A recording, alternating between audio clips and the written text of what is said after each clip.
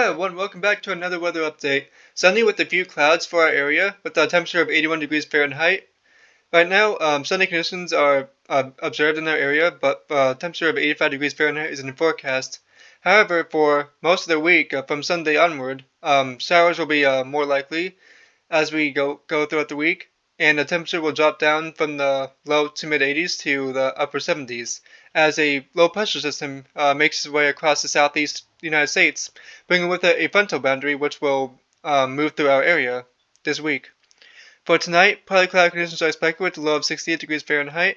And for Sunday, a slight chance of thunderstorms in the morning will give way to increased chances of showers for Sunday afternoon and Sunday evening.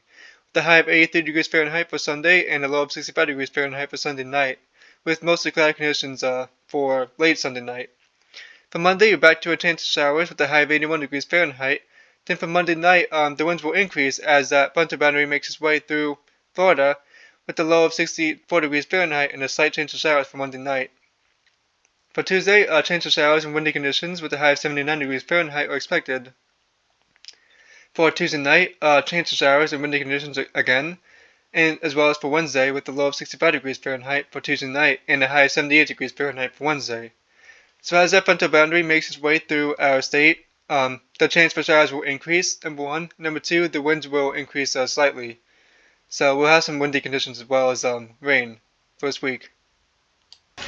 Alright, and we have an infrared satellite from the United States, which is showing scattered thunderstorms forming in the southeast United States, including in parts of northern Florida and the Panhandle as well.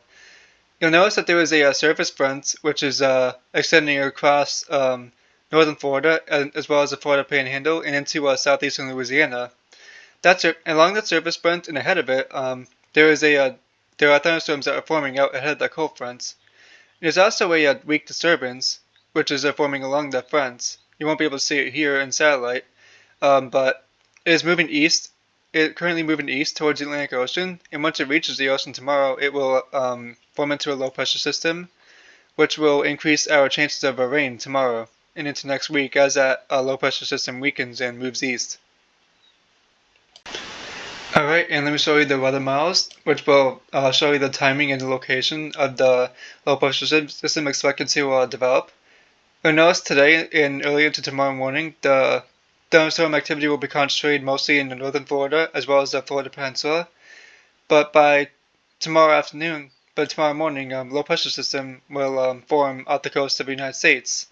And that will bring with it the cold front that I mentioned previously, which will increase chances of thunderstorms not only for northern Florida, but also for central Florida too, as well as southern Florida, by early next week, as that low pressure system moves east into the Atlantic Ocean and dissipates.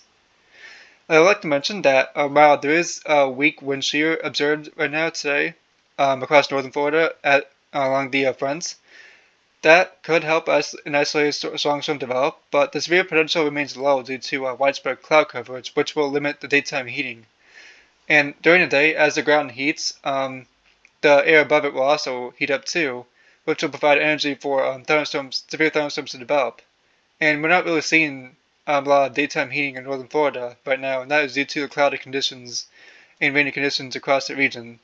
So that combined with the weak instability will help limit the severe potential, although we could have some strong thunderstorms with the gusty winds embedded along the cold fronts.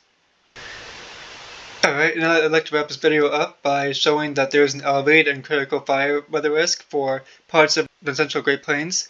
So in those areas we have hot and windy conditions, which are perfect for starting fires from one single spark, whether it be from a lit cigarette butt or from a grill or a campfire. So if you're planning on grilling or starting a campfire, I would recommend doing that on a different day. But if you have to do that today, I would please be careful to limit the spread of fires by learning how to start a fire safely. Thanks for watching and hope you enjoyed the weather update.